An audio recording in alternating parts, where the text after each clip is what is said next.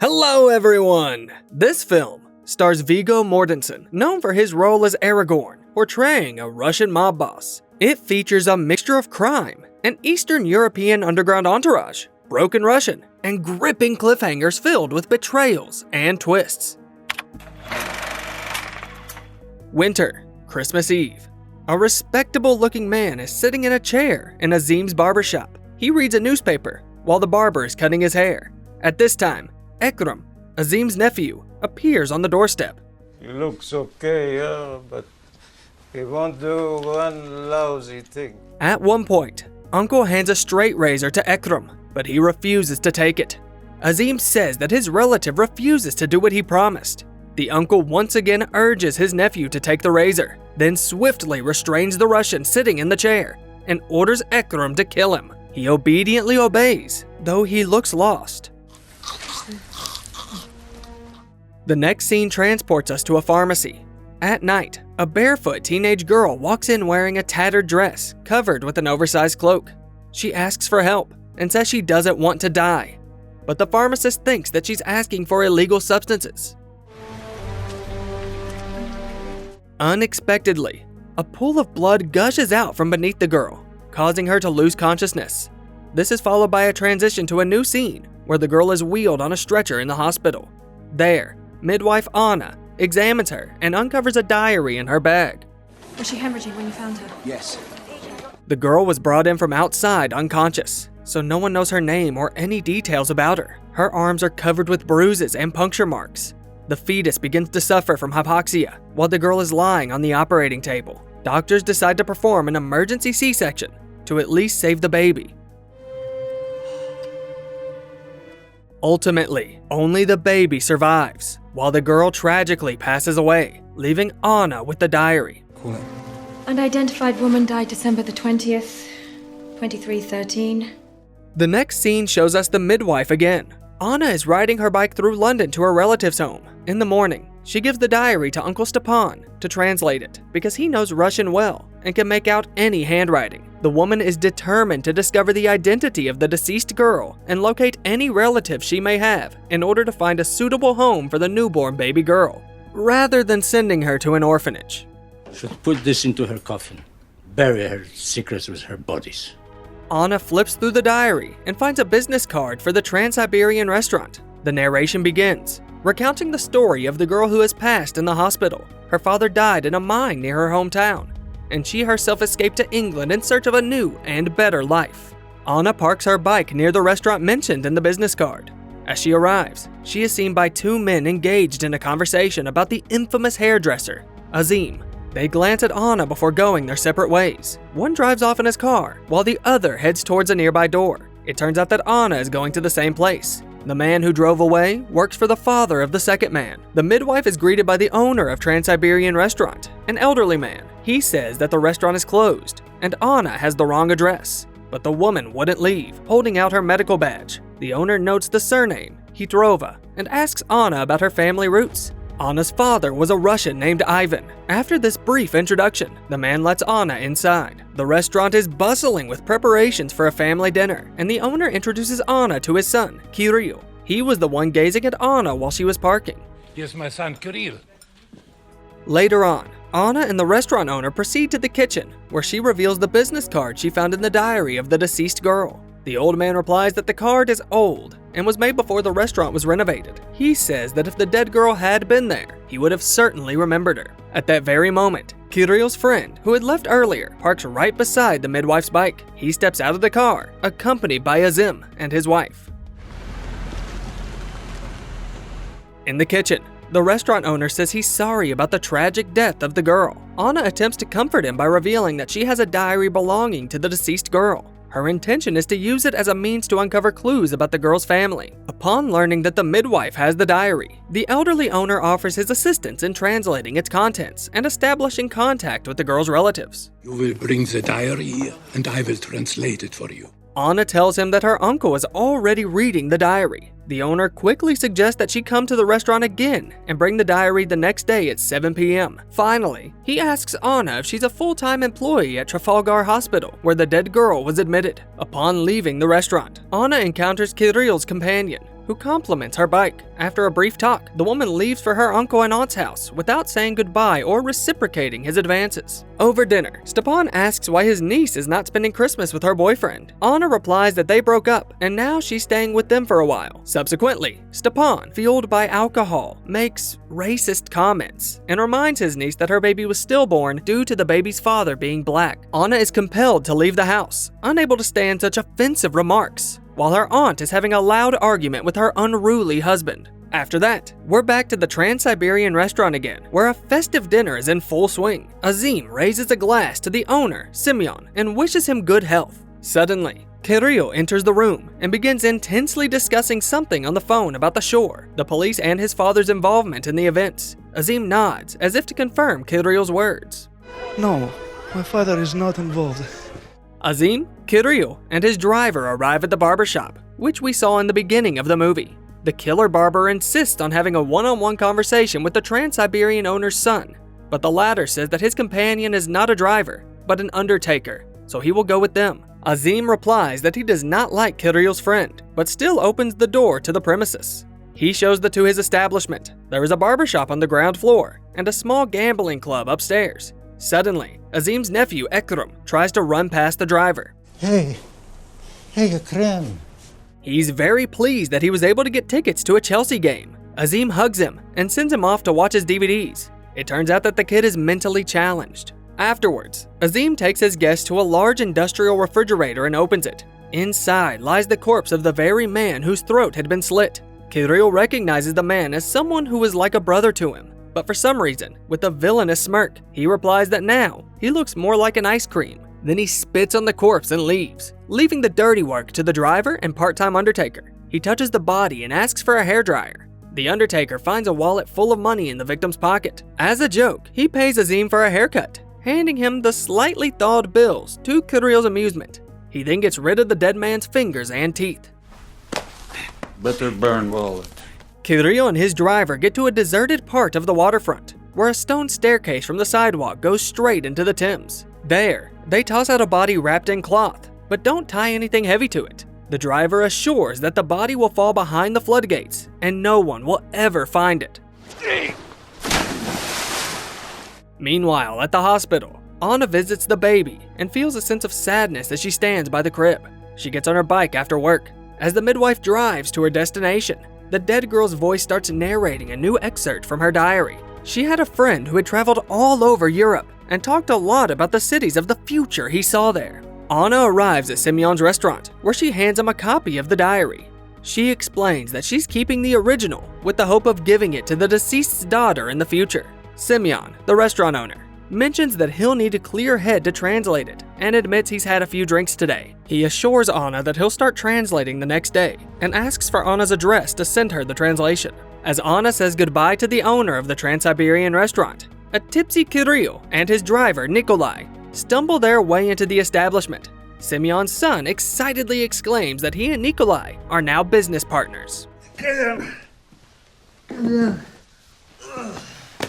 Semyon kicks his son several times, and Kirill can't get to his feet. Nikolai asks him to stop, but his employer puts him in his place, though he stops kicking Kirill. When the driver leaves the restaurant for a smoke, he sees Anna, who cannot start her bike. Even together, they still can't get the midwife's transport to work, so Nikolai offers to give her a ride in the boss's car. She agrees, and on the way asks about the dead girl, Tatiana. Nikolai says he didn't know her, and Anna says that she noticed punctures on the teenager's hands, and concludes that the deceased girl was a sex worker. As it turned out, Tatiana was just 14 years old. Anna asks Nikolai if Kirill knew the girl, but Nikolai explains that his job is simple, to drive a car, and doesn't know anything beyond that. The driver safely delivers Anna to her destination and watches her as she walks to her doorstep.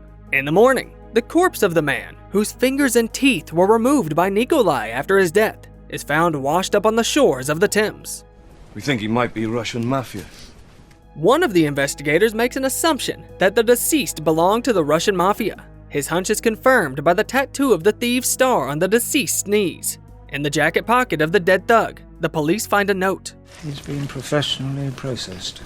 As Anna is getting ready for work at home, her worried uncle and aunt enter the room. Stepan is holding Tatiana's diary. The aunt says she found it in the closet, and the niece is outraged that they went through her stuff and takes the notebook back. She says that when Stepan refused to translate the notes, she had to find someone else to do it. Her uncle responds that the contents of that diary should remain confidential and not be shared with anyone. It delves into sensitive topics such as sexual assault, drug addiction, the adult industry, and other grim aspects of that life. Finally, he says that he wants no part of this and leaves. Anna's aunt tells her that Tatiana has become involved with a crime boss, so they need to forget it all as soon as possible before things start to get dangerous. Anna responds by saying that it's essential to find parents for the girl. Otherwise, she will be sent to an orphanage. The midwife even gave the baby a name, Christine. The aunt promises to try to persuade Stepan to keep translating the diary, and the niece gives her the original. The next scene unfolds in a brothel. It's full of sex workers and booze. While the son of the Trans-Siberian owner is having fun with the girls, Nikolai sits in the corner with one of them and drinks. Kirill keeps asking who his friend is going to spend the night with, but he says he'll figure it out himself. Kirill gets angry and breaks the bottle, and takes his frustrations out on the girls. Kirill says that all the girls here belong to his father, and they are all clean. He insists that Nikolai spend time with one of them to prove that he prefers women. So you can prove me that you are no queer. Nikolai randomly selects the first girl he lays his eyes upon for a demonstration. Simultaneously, Tatiana's voice, off-screen, recounts a story shared by her friend about a great restaurant where female singers are generously compensated. Kirill nods in approval of Nikolai and leaves the room to allow him to get dressed, while the girl softly sings a melancholic tune. The driver gets dressed and asks her last name and hometown. After a brief conversation with the girl, Nikolai leaves her with money and an icon as a parting gift. At the hospital, Anna continues to spend a lot of time with the baby. As the scene progresses, Tatiana's voice continues to tell her sad story. The plan was for her friend to take her to Amsterdam, and from there, they would get to London together. The girl even enrolled in a church choir to improve her singing and began taking English lessons. Tatiana's friend told her that his uncle was a restaurant owner, and he would let her sing at his place. Hello, Anna. I came on tiptoes. Suddenly, Semyon quietly enters the infant ward. Anna says he's not allowed in here, but the old man insists on talking to her. He claims to have read the diary and found disturbing mentions of his son, portraying him in a very bad way. The restaurant owner doesn't provide specific details, but suggests that many of the mentioned things are against the law. He pleads for a chance to personally talk some sense into his son, without involving the police or handing over the original diary. Anna responds that she doesn't want to interfere and only cares about the well-being of the baby. Semyon says that he has found the address of the infant's relatives in Russia and thinks that they should take care of the child. I have made some inquiries. I have found out an address for Tatiana's family in Russia. The old man seeks to make arrangements with Anna, but their discussion is interrupted when a nurse notices them through the window. Anna assures the nurse that everything is all right, and Semyon exits the hospital, parting with ominous words. So you know where I am, and I know where you are, Anna.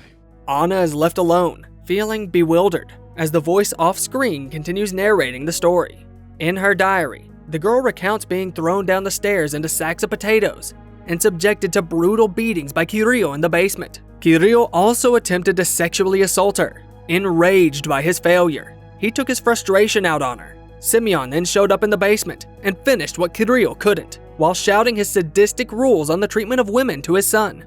We then move to the house of Anna's relatives, where her uncle and aunt continue to read the diary and have just gone through the part about the basement. If you don't break a horse, it will never be tamed. Kirill? Stepan drinks vodka and dictates to his wife the bits he could translate from Tatiana's notes. Anna shares with her family that the restaurant owner came to see her. The uncle recalls his work in the KGB reserve and his association with the crime bosses. He blames Anna for what is happening now. Her aunt interrupts him. Anna talks about Semyon's offer to exchange the original diary for the address of the baby's relatives. Stepan argues against accepting such deals. Anna is concerned that the owner of the Trans-Siberian might harm the child, despite her husband's disagreement. The aunt says they should agree to the deal because they are just regular folks. Koi, come here. In the restaurant courtyard, Nikolai is fixing Anna's bike when Kirill calls him. He brags that he was able to get a whole small van load of old French champagne for a bargain price. He says that if his dad lets him, he'll soon tell the driver about some really serious import business related to Kabul. Suddenly, Simeon barges in and forcefully shuts the van door, startling the men, while his son remains seated in the back. Turns out that the restaurant owner has just received news of the death of Soika, one of Kirill's friends whose throat was slit and who lost his fingers and teeth. The son says that he had nothing to do with it, but Simeon knows him too well, does not believe him, and beats him several times like a mischievous dog. Nikolai says that Kirill ordered to kill Soika, and Azim's nephew did the job. He thinks there's nothing to worry about, but Simeon doesn't like the fact that no one bothered to tell him about such a serious matter. Nikolai refers to the Code of Thieves, saying that everything was done cleanly and that Soika talked too much about Kirill's family, so he did what was right. Simeon says that a thief should not be killed without a reason, and Soika was a thief after all. His important position in the criminal world was also mentioned by the policeman who examined the body on the shore. Nikolai replies that the dead thug was in cahoots with the police. Simeon worries that Soika has brothers who could take revenge, but Nikolai says that he will keep Kirill safe from them, and there's nothing to worry about. Simeon leaves, asking to get the boxes of champagne out of sight. It's okay. Meanwhile, Anna and her family arrange a meeting with Simeon at a fast food joint. Nikolai shows up for the meeting. They have a quick chat, and despite her uncle's insistence, Anna hands over the diary to the driver. He quickly skims through it, but refuses to give up the address of Tatiana's relatives in Russia in return, claiming he hasn't heard anything about it. Anna catches up with Nikolai by the door and reveals that she knows who's responsible for the torture of the dead girl. The driver doesn't seem too interested and asks the midwife to forget everything that has occurred. This infuriates Stepan, who spits in Nikolai's face and berates him, mentioning that he has read everything and is aware of the mob's atrocities as well.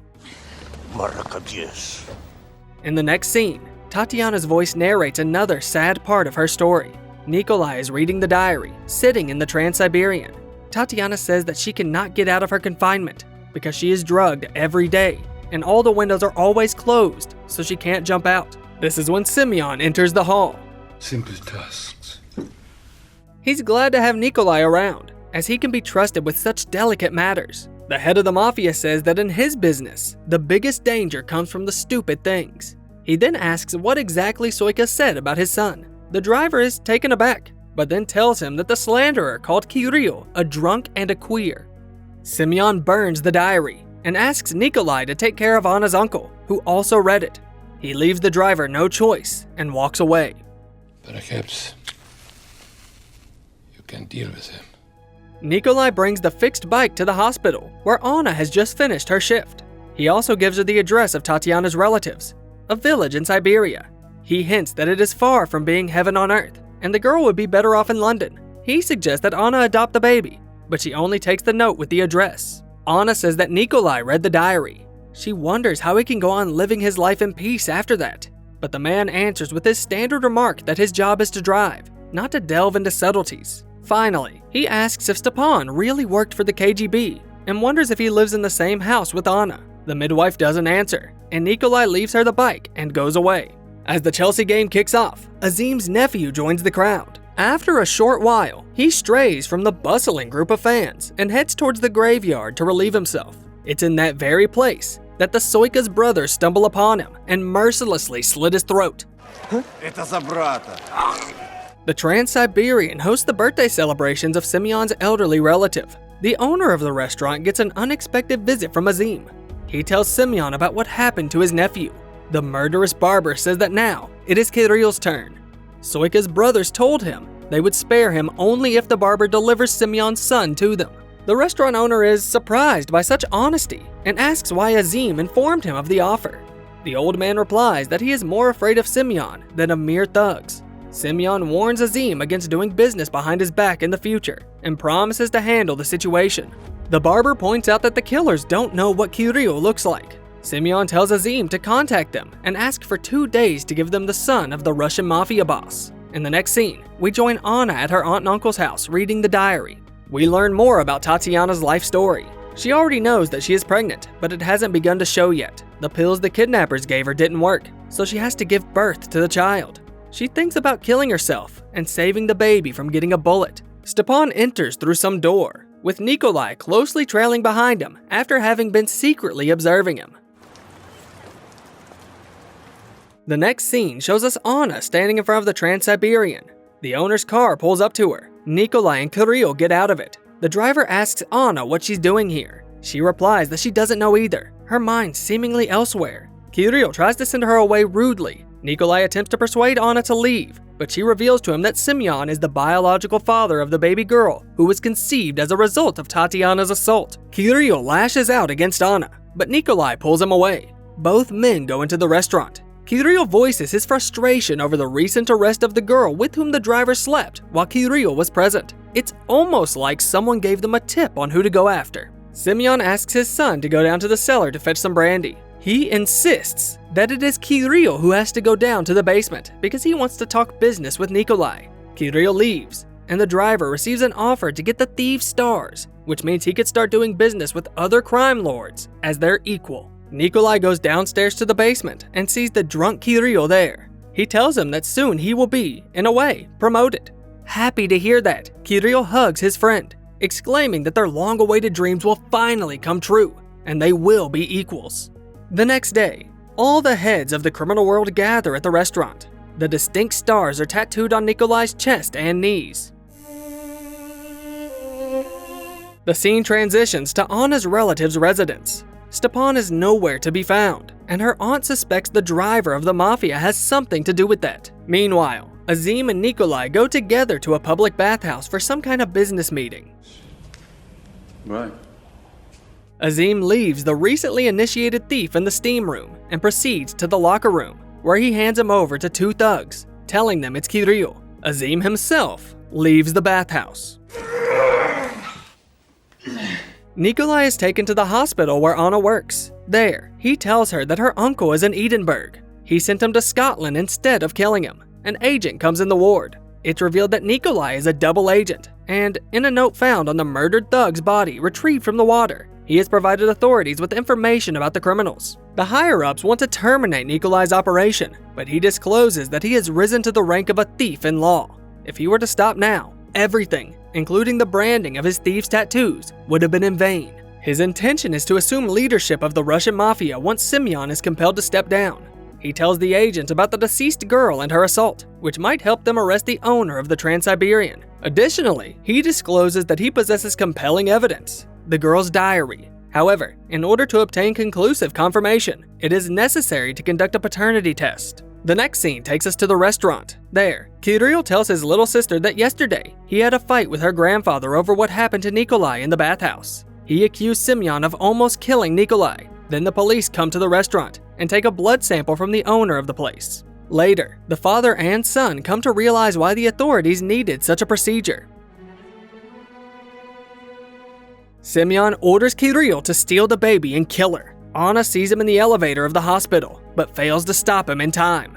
All that's left in Christine's place is a bouquet of roses left behind by the murderer. Anna runs to Nikolai, and they go together to find the baby. When the two reach the place where Soika's body was dumped, they see Kirill crying and holding the baby. Nikolai convinces Kirill to abandon his plans and take his side. The latter swears that he did not know that Semyon wanted to frame his friend. Kirill walks away toward the car, and Nikolai kisses Anna goodbye. In the final scene, it becomes clear that Anna has adopted Christine, and they're living happily with her aunt and uncle. Nikolai, on the other hand, is still working undercover. We see him sitting in the Trans-Siberian, deep in his thoughts.